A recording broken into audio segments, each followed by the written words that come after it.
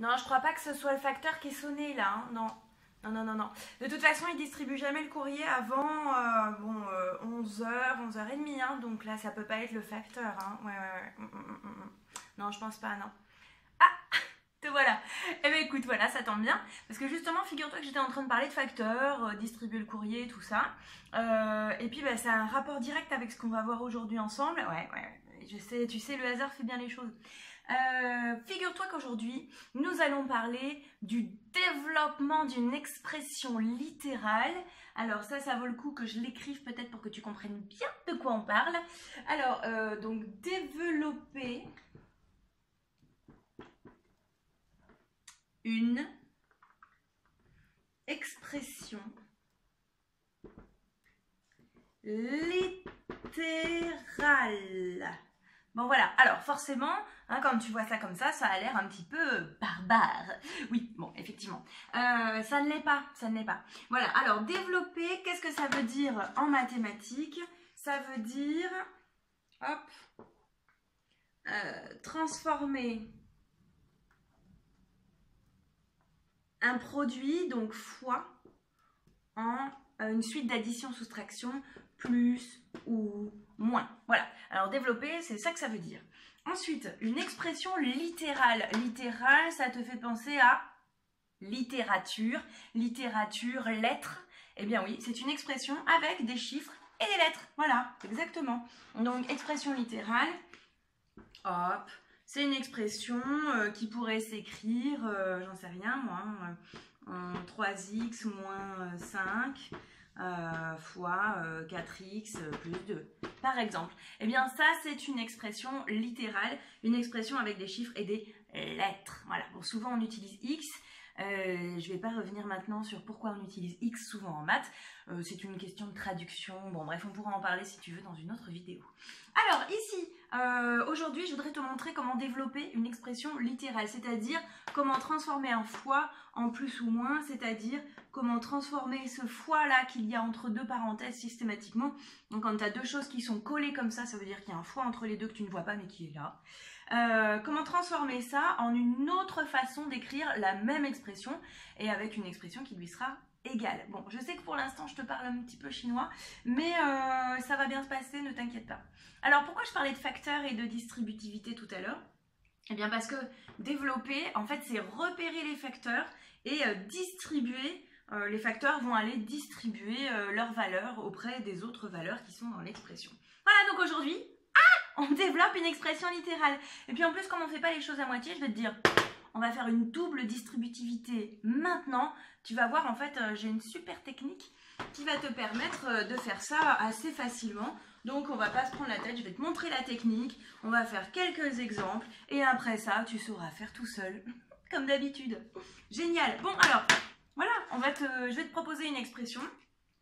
Notre objectif, c'est de développer, ça c'est la consigne que tu vas voir, hein, développer l'expression suivante. Alors, on va même te mettre développer et réduire. Voilà. Alors, bon, bah, développer, ça veut dire distribuer. Donc, je te montre l'expression. Allez, on prend A égale 3x plus 2 fois, j'en sais rien, moi, 5 plus 4x. Voilà, bon, j'ai pris des chiffres au hasard.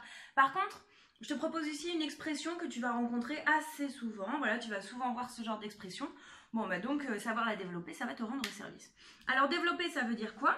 Ça veut dire, comme je te l'ai dit tout à l'heure, ici, l'opération principale et majoritaire et prioritaire du calcul, c'est bien la multiplication.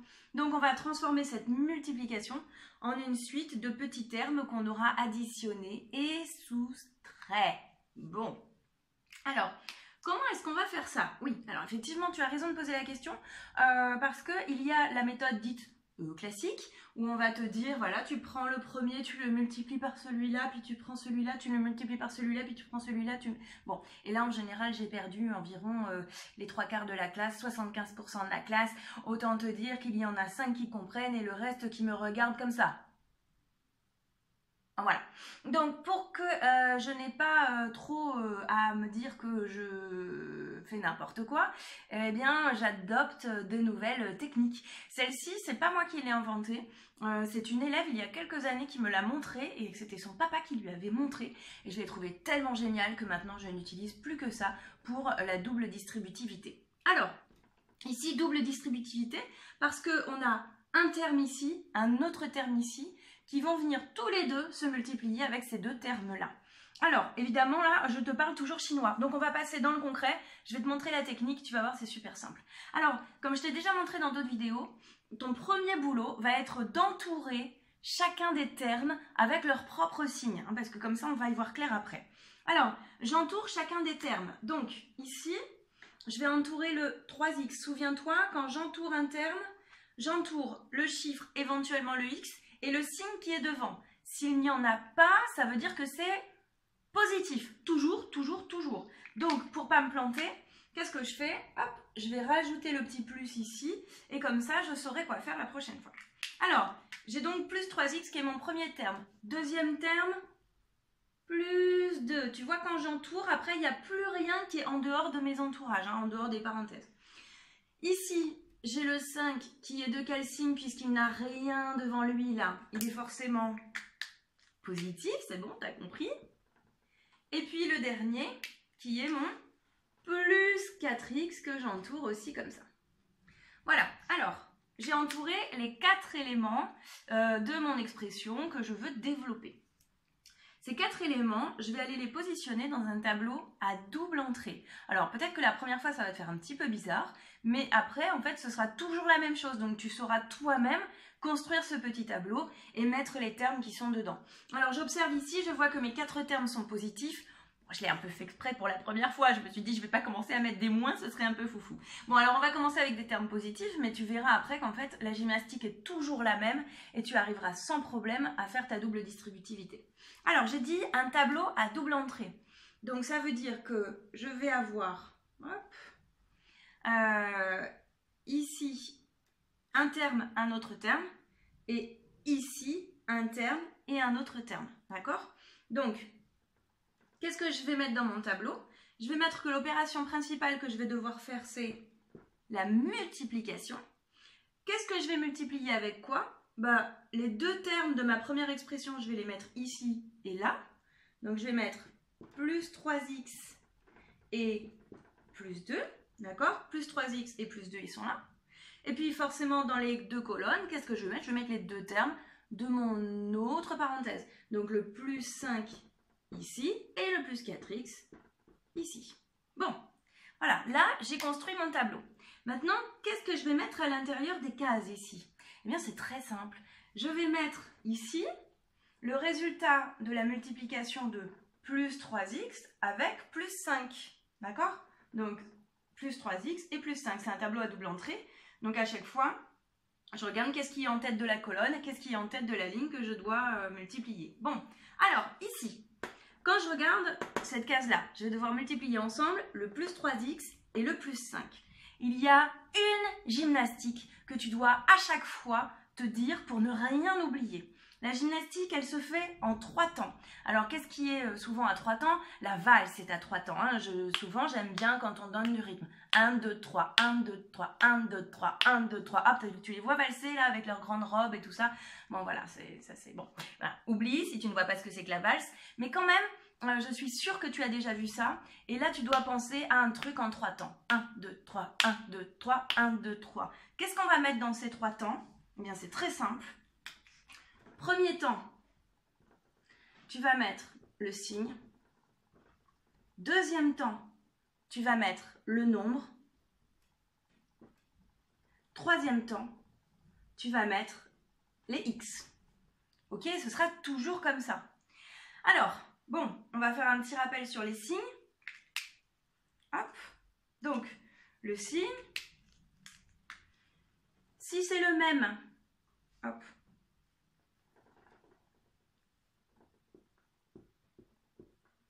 ce sera plus. Si c'est différent, ce sera moins. Je te montrerai au fur et à mesure comment ça marche. Les nombres, eh bien, je multiplierai les nombres ensemble. Et les x, s'il y en a un, ça fera x. S'il y en a deux, ça fera x fois x, autrement dit x avec un petit 2. Bon, et bien avec ça, on devrait y arriver sans problème. Alors ici, on va faire la première gymnastique. Tu es prêt? C'est un sport mental, les mathématiques, c'est normal, tu muscles ton cerveau. Allez, c'est parti. Donc ici, j'ai dit signe, nombre x, signe, nombre x. Alors le signe, il y a plus ici, plus ici. Est-ce que c'est le même ou est-ce que c'est pas le même? Plus, c'est le même. Quand c'est le même, je t'ai dit, on utilise plus. Donc ici, ce sera plus. Ensuite, deuxième temps, le nombre. Alors j'ai dit, je dois faire fois ensemble. Donc je fais 3 fois 5. Je me suis déjà occupée de mes signes, donc je ne les regarde plus. 3 fois 5, 15. Ça, il faut que tu le connaisses quand même. Voilà. Et ensuite, j'ai dit troisième temps, les x. Alors, ici, il y en a combien? Est-ce qu'il y en a un? Est-ce qu'il y en a deux? Ici, il y en a un là. Ici, il n'y en a pas. Donc, j'en ai qu'un seul. Donc, ça va me donner x. Donc, plus 3x fois plus 5, plus 15x. On continue. Maintenant, je vais m'occuper de cette case-ci. Alors, ça veut dire que je vais multiplier plus 3x et plus 4x. À nouveau, les trois temps. C'est parti. Signe plus, c'est le même, ça donne plus. Ensuite, le chiffre 4 fois 3, 12. Ensuite, les x. Il y en a un ici, un autre ici. Ah, j'en ai deux. Je dois faire super gaffe. Il y a 2x, alors ça me donnera x au carré. X fois x, x au carré. Ensuite, je continue ici. Je dois multiplier ensemble plus 2 et plus 5. Donc, le signe plus, même signe, ça donne plus. Les chiffres 2 fois 5, 10. Ici, il n'y a pas de x, ni ici, ni ici. Donc, je n'en mets pas ici. Je ne t'ai pas précisé ici. S'il n'y en a pas, j'en mets pas. Ça paraît assez logique. Donc, ici, plus 10 tout court. On termine avec la dernière case. Le signe plus, le même signe, donc ça fait plus. Ensuite, j'ai 2 fois 4, ça fait 8. Et puis ici, il n'y a pas de x, ici, il y en a un seul x, je mets x ici. Voilà, j'ai rempli les 4 cases de mon tableau. Donc finalement, qu'est-ce que j'ai fait comme étape ici? J'ai développé mon expression littérale. Bon, mais moi, on me demande de développer et réduire. Donc, je reprends mon expression littérale. Et tu vas voir là, c'est super, il ne me reste presque plus rien à faire. Déjà, je vais reprendre les 4 termes de mon expression que je vais ordonner, c'est-à-dire que je vais les mettre du plus puissant au moins puissant. Alors, comment est-ce que je vois qui est plus puissant? Eh bien, les termes les plus puissants, c'est ceux qui ont une puissance plus élevée sur le x. Donc ici, x, il a un petit 2. Ici, x, il a pas de chiffre apparent, ça veut dire que c'est un 1 en réalité. Et ici, il n'y a même pas de x. Donc, les plus puissants, c'est ceux avec les 2. Donc, le x carré, puis les x, puis les chiffres seuls. Donc, je vais remettre mes 4 termes que j'ai trouvés dans cet ordre-là. Donc, le premier, plus 12 x au carré. Ensuite, le plus 15x. Le plus 8x. Et le plus 10. Alors, j'arrive un peu dans mon écriture, là. Hop. Tac. Bon, alors, j'observe. Plus 12x carré, plus 15x, plus 8x, plus 10. Alors, il y a une règle fondamentale, c'est que je dois répondre à la deuxième question, c'est réduire. Qu'est-ce que ça veut dire réduire? Ça veut dire assembler les éléments d'une même famille. Tu m'as déjà entendu parler des familles. Et bien là, c'est pareil. Alors, assembler des éléments d'une même famille, ça veut dire assembler les termes en x carré avec d'autres termes en x carré. Les x carrés, c'est une famille. Les termes en x, c'est une autre famille. Et les chiffres seuls, c'est une dernière famille. Donc ici, je regarde, est-ce que j'ai plusieurs éléments en x carré? Et non, j'ai que le 12x carré ici. Donc, lui, je ne peux rien y faire. Il va rester seul. Le plus, je sais que je ne suis pas obligée de le mettre, donc je marque 12x carré. Ensuite, plus 15x, est-ce qu'il y aurait un autre terme en x? Ben oui, je le vois juste à côté, le 8x là. Donc, qu'est-ce que je vais faire? Je vais assembler les éléments de cette famille. Là, je vois bien qu'ils sont semblables. J'ai plus 15, plus 8 de la famille des x. Donc, j'assemble 15 et 8. Ça va me donner 23. Et 23 quoi? 23x. Donc, plus 23x. Et ensuite, il me reste mon terme en chiffre seul. Apparemment, il n'y en a pas d'autres. Donc, je réécris mon plus 10. Et si j'observe mon expression, j'ai mon terme en x carré en premier le plus puissant, plus 23x plus 10. Et là, j'ai terminé mon travail, c'est-à-dire que j'ai développé, transformé le fois en une série de plus et moins. Ici, il n'y a que des plus. Et réduit, j'ai assemblé tous les éléments qui pouvaient être assemblés, ceux qui étaient d'une même famille. Maintenant, j'ai 3 familles différentes que je ne peux donc plus assembler, c'est-à-dire ni additionner, ni soustraire. Donc, j'ai fait mon boulot, développer et réduire l'expression A. L'expression développer et réduite de A, c'est ça. Donc développer et réduire, ça n'est pas faire un calcul et trouver un résultat comme tu aimerais souvent le faire. C'est simplement changer d'écriture, changer la forme de l'écriture. Alors pourquoi on fait ça?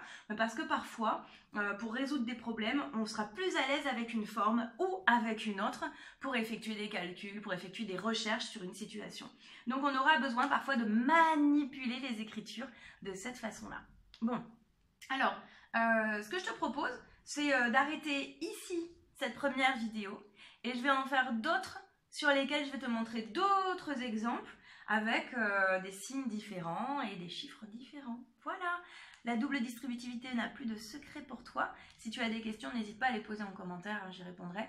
Je mets tout de suite d'autres vidéos avec d'autres exemples, mais celle-ci, c'est celle où tu apprends la méthode. Allez, bon courage, bonne distribution!